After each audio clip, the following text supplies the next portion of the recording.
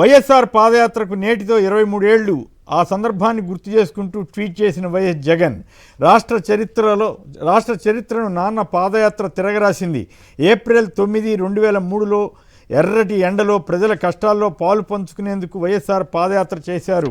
నాన్న పాదయాత్ర ప్రజల హృదయాల్లో ధైర్యం నింపింది, నేనున్నాననే భరోసా ఇచ్చిందని కూడా జగన్ గారు వ్యాఖ్యానించారు. ఇక తెలంగాణ వార్తలు చూస్తే హరీష్ రావు కేటీఆర్ తాటాకు చప్పుళ్లకు బెదరం. నా తప్పుంటే ముక్కు నేలకు రాస్తా. మీడియా సమావేశంలో రెవెన్యూ మంత్రి పొంగులేటి శ్రీనివాసరెడ్డి ఫైర్. నాదర్గుల్ భూములను రిజిస్ట్రేషన్ చేసింది, మ్యూటేషన్ చేసింది మీరేగా. ఆ 3 కంపెనీల్లో నా కుటుంబ సభ్యులు ఎవరు భాగస్వాములుగా ఉన్న ఛాలెంజ్ అంటూ ఆయన మాట్లాడారు.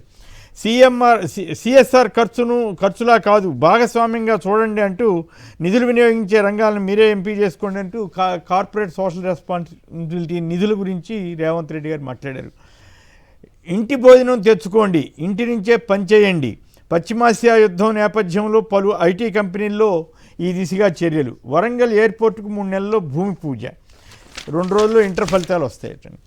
ఇక ఏపీ వార్తలోకి వెళ్తే జనసేన జడ్పీటీసీ సభ్యుడి వేధింపులు. 10 లక్షలు బంగారం తీసుకుని మోసం చేశాడు అంటూ ఒక మహిళ వాపోయింది. గంజాయి స్వీట్స్ తినిపించి మత్తులో టార్చర్ చేసేవాడిని కూడా ఆమె వాపోతోంది. కూటమి నేతల దౌర్జన్యం, ఆందోళనతో ఆగిన అన్నదాత గుండె. గతంలో 4 ఎకరాల పొలం లాక్కున్న మహమ్మద్ రఫీ అంటూ చంద్రబాబు ప్రభుత్వం రాగానే కూటమి నేతల అండతో ఆక్రమణకు కొందరు యత్నం అంటూ ఒక బాధితుడు రఫీ అంట ఆయన చెప్తున్నారు. అన్ని పోర్టుల్లోనూ అనుసంధానిస్తూ హైవేలు వేస్తామని చంద్రబాబు గారు చెబుతున్నారు. ఆ నేతలకు షోకాజ్ నోటీసులు ఇవ్వండి అని చెప్పి లోకేష్ గారు వాళ్ళ పార్టీ వాళ్ళని హెచ్చరిస్తున్నారు. అలాగే రాష్ట్రానికి అమరావతి గ్రోత్ ఇంజిన్ అని చంద్రబాబు గారు ప్రపంచ బ్యాంకు బృందం ఉద్ఘాటించిందంట. గ్రోత్ ఇంజిన్ అని అమరావతిని అందా, లేకపోతే అక్కడ అసలు క్యాపిటల్ సిటీ గురించి ఎక్కడైనా ప్రస్తావన చేసిందా, ఏందో వీళ్ళు రాసుకుంటున్నారు ఎల్లో మీడియా వాళ్ళు. తర్వాత దేశాన్ని నడిపించేవారి నిజమైన హీరోలని పవన్ కళ్యాణ్ గారు అన్నారు. నర్సింగ్ కాలేజీలో దారుణం జరిగింది. ఎక్కడ తిరుపతి దగ్గర చాలా అమానవీయ ఘటన. తిరుపతి రూరల్ మండలంలోని పెరుమాళ్లపల్లి వికాస్ నర్సింగ్ కాలేజీలో జరిగిందటండి. కొంతమంది అవమానించే విధంగా 2వ సంవత్సరం ఫీజు కట్టడంలో ఆలస్యం చేస్తున్నారని కాలేజీ యాజమాన్యం దుర్మార్గంగా వ్యవహరించి మరుగుదొడ్లు కరిగించడం, తరగతి గతులను ఊడ్పించి నడిపించడం, విద్యార్థులు తిన్న ప్లేట్లు కరిగించడం వంటి పనులు చేయించిందట. చంద్రబాబు మద్యం కుంభకోణం కేసు డాక్యుమెంట్లు ఇప్పించండి, ఇందుకు ఏసీబీ కోర్టును ఆదేశించండి అని హైకోర్టులో పాత్రికేయుడు తిలక్ పిటిషన్ వేసుకున్నారు. ఇక అమరావతి బిల్డప్ నడుస్తూ ఉంది కదా, మరో ముందడుగు. దేశంలోనే తొలి క్వాంటమ్ హార్డ్వేర్ టెస్ట్ బెడ్లంటూ 14 ప్రారంభిస్తారంటూ చంద్రబాబు గారి గురించి ఈనాడు వాళ్ళు రాసుకున్నారు. తర్వాత ఒక పక్క ధరలేని ఉల్లి, రైతులు తల్లడిల్లుతున్నారంటూ సోషల్ మీడియా కాదు మెయిన్ మీడియాలో కూడా వచ్చింది. ధరలేక ఆందోళన చెందుతూ ఉంటే వాళ్ళకి ఆదుకోవడానికి కానీ ఆరోగ్యశ్రీని ఆదుకోవడానికి కానీ ముందుకు రావట్లేదు, కానీ వేల కోట్ల అప్పులు తీసుకొచ్చి మరి అమరావతిలో ఖర్చు పెడుతున్నారంటూ విమర్శలు వస్తున్నాయి. నాడు దౌలతాబాద్, నేడు అమరావతి. చరిత్ర పునరావృతమవుతున్న అచ్చమైన తుగ్లక్ పాలన. చరిత్రలో మహమ్మద్ బిన్ తుగ్లక్ చేసిన అసలు తప్పు అప్పట్లో అన్ని వస్తువులు ఉన్న ఢిల్లీని కాదని కేవలం అది మధ్యలో ఉంది అనే మొండి తర్కంతో దౌలతాబాద్లో ఒక కొత్త రాజధాని నిర్మించాలని నిర్ణయించడం, అక్కడ ఏమీ లేకపోయినా తన అహంకారం కోసం శూన్యం నుండి ఒక నగరాలని సృష్టించాలని ప్రయత్నించి తన రాజ్య ఖజానాను పూర్తిగా ఖాళీ చేశాడు తుగ్లక్. కేవలం తన పేరు చరిత్రలో నిలవాలనే తాపత్రయంతో ప్రజల కష్టాలు పట్టించుకోకుండా కొత్త సామ్రాజ్యాన్ని పుట్టించాలనుకున్న ఆ తుగ్లక్ నిర్ణయం చివరికి ఆర్థిక వినాశనానికి దారితీసిందంటూ సోషల్ మీడియాలో ఒక ఆయన చరిత్రని సమన్వయం చేస్తూ రిలేట్ చేస్తూ రాశారు.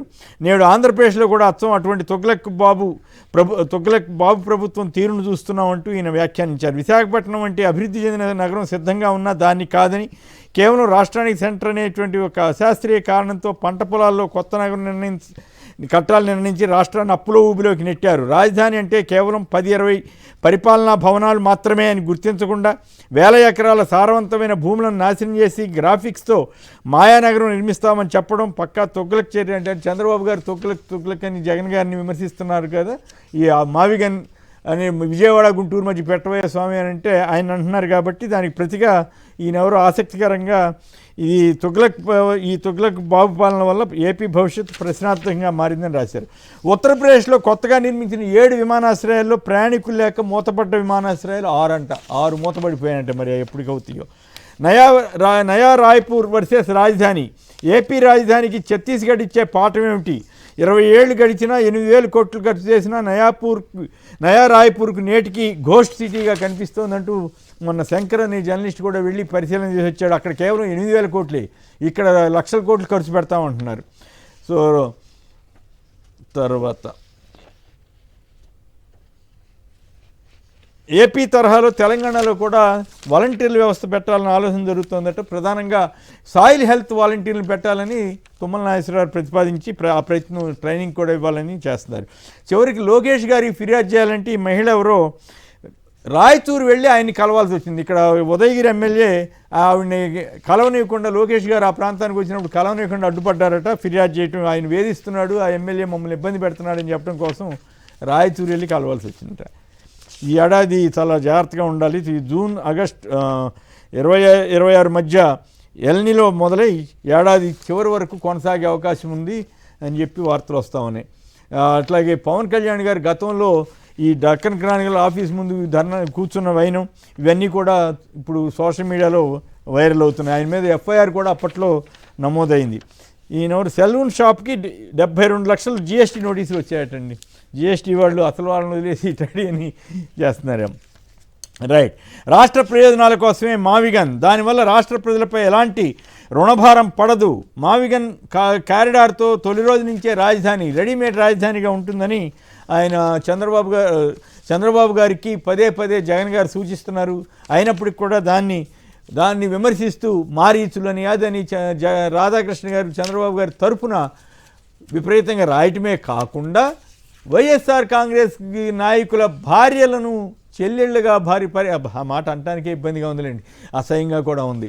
మైనా కూడా సమర్థించుకుంటున్న తీరు, క్షమాపణ చెప్పకపోగా ఇప్పుడు టార్గెట్ చేశారంటూ జగన్ గారి మీద మాట్లాడుతున్నాడు. ఇక ఈనాడు వాళ్ళని ఎవరైనా తిట్టారేమో తెలియజేశాడు, మీరు కూడా రాయిపోతే ఎట్లా అని వీళ్ళు కూడా రాశారు. మీడియా స్వేచ్ఛపై వైకాపా దాడి అంట. బుద్ధి ఉండాలి ఈనాడు వాళ్ళు ఇట్లా రాయటానికి. ఏం చేస్తాం, కర్మ. ఈనాడు పరిస్థితి ఈ రకంగా దిగజారిపోయింది అనుకోవాలి.